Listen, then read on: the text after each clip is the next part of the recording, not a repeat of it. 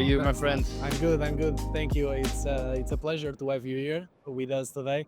This is a case study about you and ANA Aeroportos, of course. And I like to ask who you are, what you do, and basically to introduce how your role is so important. My name is João Annes. I'm 41 years old, and I serve in ANA Airports as a Chief Information Security Officer in charge for cybersecurity for our 10 airports. What is important about my role is to help the company ensure it has the right risk mitigation measures implemented according to the risk assessment that we do, and also to be able to act in a preventive and preempt attacks before they are made. Yeah. So our approach and our strategy has always been active prevention. So we do everything in our power to close all the loopholes that we might have, and it's impossible not to have them, as we know, before any threats can use them in order to provoke any impacts on our operations. Makes total sense. Yeah, 100% security is like impossible, as we It know. doesn't exist. It's a myth. Yeah. Let's talk a bit about continuous pen testing. We have been witnessing a shift for a more preemptive and preventive approach, like you have been saying. Before Ethiack, was your organization already doing pen testing? Were you already doing continuous pen testing as well? How do you see this? Well, we weren't doing continuous pen testing, but we were doing some pen testing activities about twice a year. What we've encountered is yes, it's good. It was good for us in the sense that we were taking a deep photograph of a specific environment, specific systems, but all those systems exist in a wider ecosystem Yeah. with different providers, different types of operations, different types of systems that work either integrated or in a segregated way. So at some point, we were actually looking for something that could help us, at least on our external attack surface, Yeah. to map and to continuously monitor what was going on. You see, all the companies are different, even airports. All they have in common are the name airport because they all work in different ways. Yeah. So, in our view, what we decided is, in order to keep up with the 24/7 operation and a continuously changing IT and OT environment, we needed to be able to monitor 24/7, and so that's when you guys came up. Yeah, yeah, sure. Yeah, with the world of emerging threats, and as we know it, and you feel it every day happening. Of course, we all do, especially critical organizations like an airport. What are the biggest challenges for your industry or an airport specifically to ensure that all the operations are working as expected? That you have the continuity and availability of services. What are your biggest challenges nowadays? Well, we have more or less, if I can narrow it down to two or three examples, because that's a very complicated question. Yeah. And for what I think I can share is first, first of all the threat environment has been shifting because of geopolitical risks. Yeah. Airports are a symbol of national power in any country.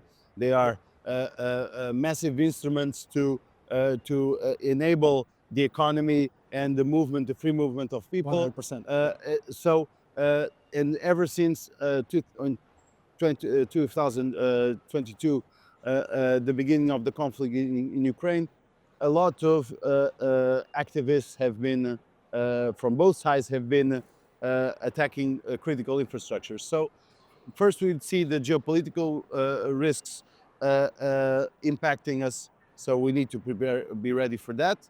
Then the second challenge is the fact that our industry is itself going through a technological transformation period, with biometrics being inserted in passenger experiences, with new e-commerce instruments and platforms being implemented, and the 24/7 aspect of our operations has become, on one side, more efficient. On the other side, that efficiency comes from IT systems that need to become more and more integrated over time. So the more integrated they are, the more exposed they are once there is an intrusion. Sure. So that's the third risk: is how we can enable the business and stay ahead of our competitors, and drive innovation with all this regulatory environment that makes sometimes life very difficult for us. Yeah, definitely. I completely understand what you're saying. We have been seeing that as well with the companies from other industries as well. A lot is changing. Europe is also taking the next step on keeping up with all these new technologies that are coming up and all these new challenges that we face every day. So let's switch a bit more into Ethiack and how we have been helping you, if I may. So, what do you think that we provide that is most valuable while comparing Ethiack solution with other organizations that are offering the same kind of products or services?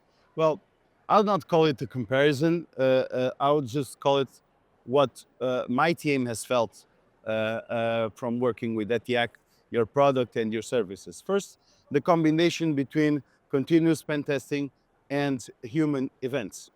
They are still very valuable, the human events. You yourself have participated in a couple of them and spent like a week in one of our Yeah, it was airports. crazy.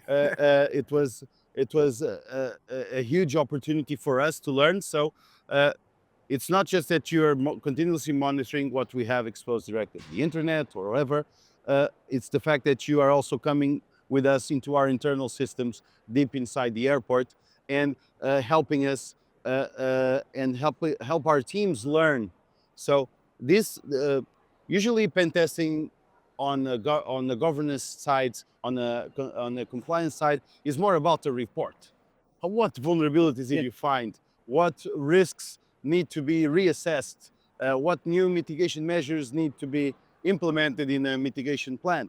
That's all very important. That's actually my job. the action But points, the of course, prioritization of yeah, course. But what there's an intangible element here, which is the learning experience from our interesting. OT teams, our service providers, our internal teams. They benefit from working with your teams. So that's the first thing I think it's very important. It's more than just the numbers, the KPIs, is what we learn from you Exactly. Yeah. because you think differently. I think that's the second thing I would say that you can bring, which is different. It's not about being better or worse, it's about being different. Being different. Is that you guys think differently. Once I even remember you actually, I think it was you that made a really good expression about the mindset. The mindset of your team is like when they see a door that says pull, they push to see to see if it works. So Yeah, that's our the, job. that's your job, but that requires a specific mindset. Yeah. We train our people to know how to follow rules and procedures and to safely operate systems. So the fact that you have a completely different mindset sometimes makes us understand better what could happen if somebody was abusing, misusing our systems in order for a completely different purpose, Yeah. which could be malicious or even or not. Because never forget that some of the things that we found when we were working with you were instances where even accidental risks could impact our operations. So that was very important for us. It's not just you're working. That's the third issue because when we have industrial control systems in our operation, it's heavy equipment, costs millions of euros to implement and maintain every year. So, but they also pose a risk to safety. So people's safety, physical integrity might be at risk in some use cases. So the fact, what we've discovered with you is that you've helped us think about how to address safety risks coming from cybersecurity risks, which is something that I can tell you does not exist in the market. This knowledge, this understanding does not exist Yeah. because, again, these are areas that before were seen as silos. Physical security, physical safety, and cybersecurity are still being treated as silos in many ways. But our human events with Ethiack with our teams, have pulled them all together, and we are now reassessing the way that we see all these operations. And I think that is one of the main values of having the efficiency and never sleeping ability of continuous pen testing, coupled with human events. Okay, that's super interesting, and I'm really glad to hear you sharing your experience. That's super valuable. You're to blame. You're to blame for that. So Maybe. Let's recap a bit, like on how you learned about Ethiack. well, again, it was your fault because you've won a lot of competitions. You've become known, Andre, and you know that even though you are a very humble person, you know that you've become known worldwide for your abilities and for your results. So when you launched Ethiack, at some point, we were keeping an eye on what you guys were doing. And after 1.5 years, what you've developed as a product came as an interest for us because we were looking for something that could monitor us. So we were interested in Ethiack first because of the product. Because we wanted a 24/7 solution for us. So in that case, you were filling a gap in our cybersecurity architecture that we've discovered we had, that we needed that solution for us. And we were looking, I can even say, for a cost-effective solution for that, and you delivered that for us. So that's how we learned about Ethiack, because of you. But then the fact that you had something that was different from what the other players in the market were offering. Awesome. So that's exactly our value proposition, to optimize resources for our customers while being able to actually prevent a potential future malicious hacking event, right? Sure. So I would like to ask you, do you think that Ethiack was able to change a malicious event that could happen in the future? To give you a completely honest answer, you'd have to give me the Back to the Future car, and I'll have to go to the future in order to be absolutely sure about that. But if you're telling me that we have prevented the continuous exposure of vulnerabilities that have been used even in our own sector, even in our own country, in order to abused by hackers, not by hackers, but by criminals, to cause disruptions, cyber attacks. Yes, we have already seen. We are always on the lookout for what's happening in the market and what threats are being materialized, and we are trying to learn from them. So yes, we've already have use cases of vulnerabilities that were found during either the human events or the continuous pen testing events that we've mitigated, and they were used by criminals to attack other companies. So maybe I'll describe it a little bit differently. Not how you can predict the future or can prevent the future, but because in our view we see it a little bit like if you're part of a group that's in a safari in the savannah, and then a lion comes in. Okay. What do we want to be as a cybersecurity team, and what value do you want to accrue to our company, and how did you help us accruing that value? Is not that we are the first to get into the jeep and run away. We just don't want to be the last, because the last is the one that the lion catches. So this is how, because look, it's hundreds of vulnerabilities coming out every day. It's our job to look for threats and prioritize what we need, where we need to do our investments. And what you're delivering to us is exactly what vulnerabilities do we have exposed that we need to prioritize. Exactly. So you're helping us be more effective at making sure that first we are harder to attack than other companies. It's, and it's not so easy to compromise us, but also that we can also invest more in how to react and how to recover if or not if, when we are compromised, because we know it's going to happen someday. So by providing a cost-effective solution for us with human and automation at the same time, you're helping us also to drive other investments to prioritize resilience, Yeah. because you're keeping a watch out for our attack surface. One last question before we go to lunch. I'd like to ask, how do you see the future of the industry of cybersecurity? What changes do you predict that will affect for example, in terms of the geopolitical situation in Europe or the world? What do you see that are the most important future challenges that organizations will have to address? Well, first, I think we need to focus on a couple of key aspects. And the first one is continuous adaptability. Okay. Okay, so we no longer have products or solutions that are fail safe for us, because now even the cybersecurity companies themselves are being attacked and are being compromised and are being used to in order to impact their clients, as we've seen. I'm not going to mention any names, as been seeing that trend going up a lot. So continuous adaptability from our service providers.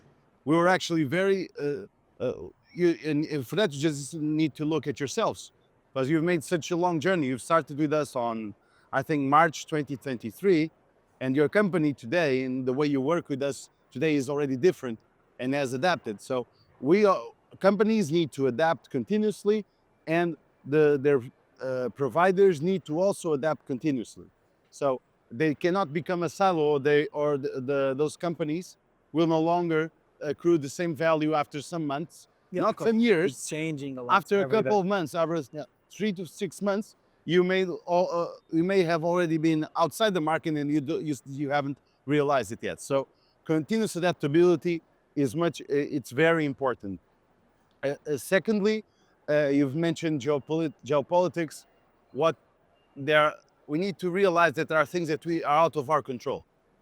Yeah. Okay, and if a specific threat with specific capabilities and specific intent can drive the probability of a risk occurring to levels that, if it happens, there's not that much that you can do except resist. Yeah. So And be prepared. and be Yeah. prepared. So the focus will be much more on preparation. Okay, so Preparation. the prevention will be more on a day-to-day basis, Yeah. and less on a monthly basis. Yeah. Because in some cases you won't have time to, for example, to mitigate certain vulnerabilities that are disclosed. You just don't have time. You'll have days. In some cases, you may have hours. So that's what's going to happen. It's going to speed up everything.